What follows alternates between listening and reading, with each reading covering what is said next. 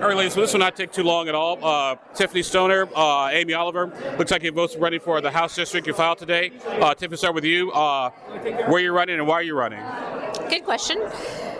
I always say that bringing balance back to the State House, or at least some better balance back to the State House, is really important.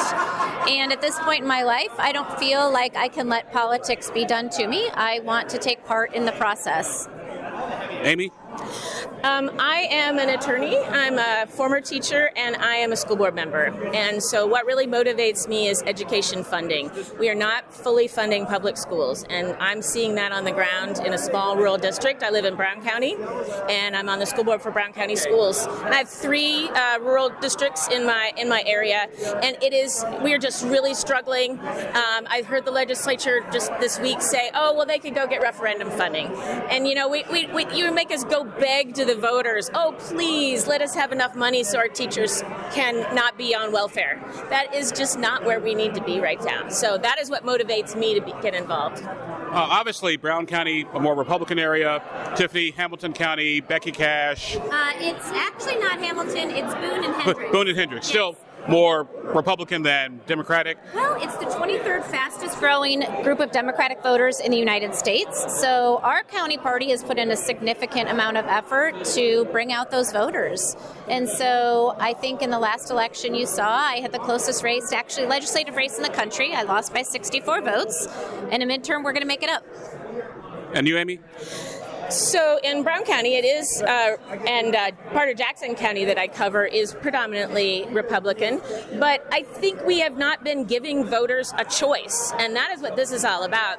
You know, whether we win, you know, of course we think that that's the right thing, but we are just saying you have a choice on the ballot. And I think one reason we have such low voter turnout is people say, why should I bother?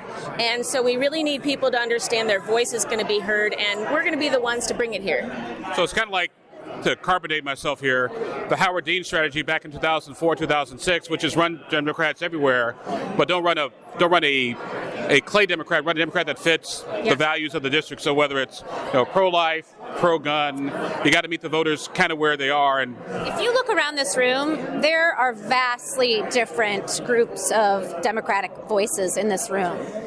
Some of us are more moderate and some of us are more progressive. But I think what we most importantly need to do is listen to our constituency and land where they land. It's really important to understand who we're talking to in these districts.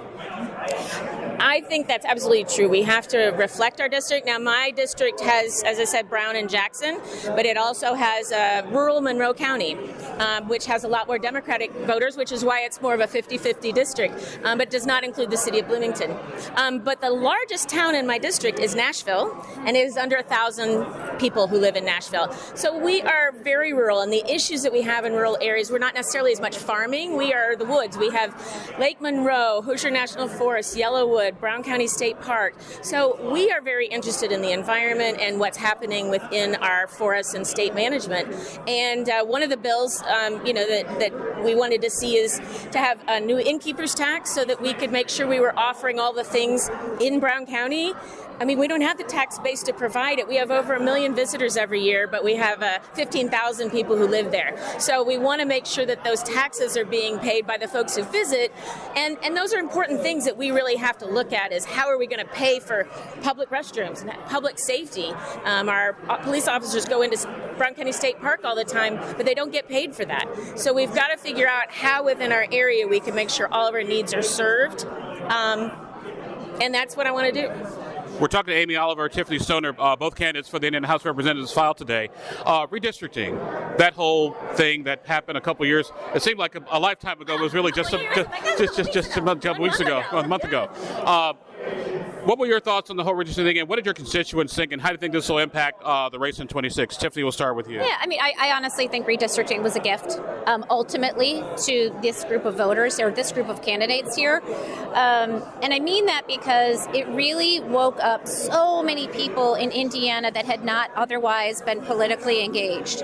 We had people calling their senators and calling their representatives, coming to the State House to make their voice heard, who had never done that in the past. And I believe if it's upon us to keep that message going, that we almost did get to the point of redistricting. I think it's going to be very poignant against some of the incumbents who were for redistricting and those who were against. It'll be very interesting to play out, but it's our job to continue this throughout the... Yeah. Amy? I would agree. I think Michelle Higgs calls it a muscle that we were flexing, and I think that's really true. People learned how easy it was.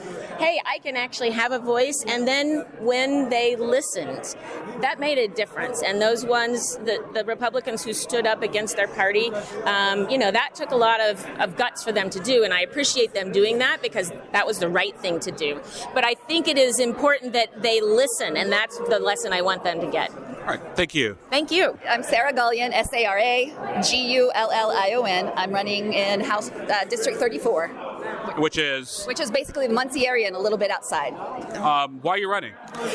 Because I have gotten involved in politics. I've been on our city council for 2 years now, and I've learned what we can and can't do at the city level for our constituents.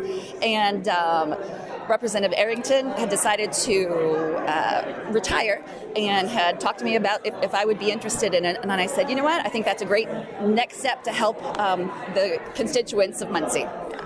So what are the big issues in Muncie, apart from property taxes, local funding, roads, infrastructure, crime, Ball State University, the usual stuff? Well, I don't have to say anything now, right? You just covered it all.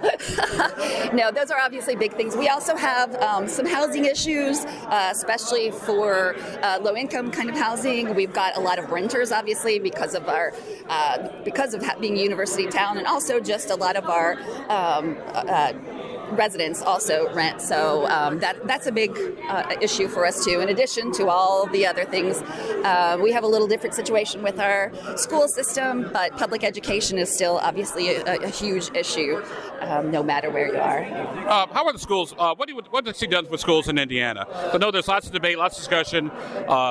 Indiana is clearly a choice state, clearly a voucher state. Those probably aren't going to change anytime soon. So how do you, as a believer in traditional public education, sort of mitigate that atmosphere? Yeah, I mean, you're right. That's very difficult. And what I would like to see is at least to be able to maybe get some of that money to different places, or at least some programs that help the people who don't have access to all the so-called choice. We all know that some people don't really have a choice, and so if we can get programs in place to at least we can start there. Some universal pre-K, something, some of those things hopefully can help mitigate a bit. Also, in this day and age now with property tax caps, the property tax reform, local governments, you come from local government. How has that been? What do you hope to change or make adjustments to? Yeah, well, we're just kind of now really understanding how it's going to affect us. I know there's still talk down here that some of that may change. Right now, we are in a decent position, but obviously within the next year or two, we're going to have to really make some serious decisions on that local level. So obviously, I'd like to have play a little part in possibly changing some of that to help our city. Obviously, this is 26, and Republicans have a supermajority. The odds are you guys probably reduce their majority, but still be. So how do you function as a member of the minority? Well, a part of it is following Sue's lead. She's done a great job of that. I think she's worked across the aisle well and gotten some of her issues to be introduced by Republicans. I also think we can just be the voice of reason sometimes, and I think that's important to be able to speak truth to power from the minority position. Like you said, hopefully we can get rid of that supermajority, and then we'll even be able to be on some of the committees, those kind of things. So. What do you think about the whole redistricting battle that took place here earlier last month? I think it ended up pretty well, but but it was ugly, and it was too bad. I think that it was even brought up. I was really disappointed in the administration for bringing it out, but I was really happily surprised by the Senate's vote and the numbers that voted against it. All right, so what's next for you? Next, I just got everything filed, so now I'm being taken around and meeting the people that I hopefully will be working with in a few months. So. All right, good talk to you. Thank you very much. Nice to meet you.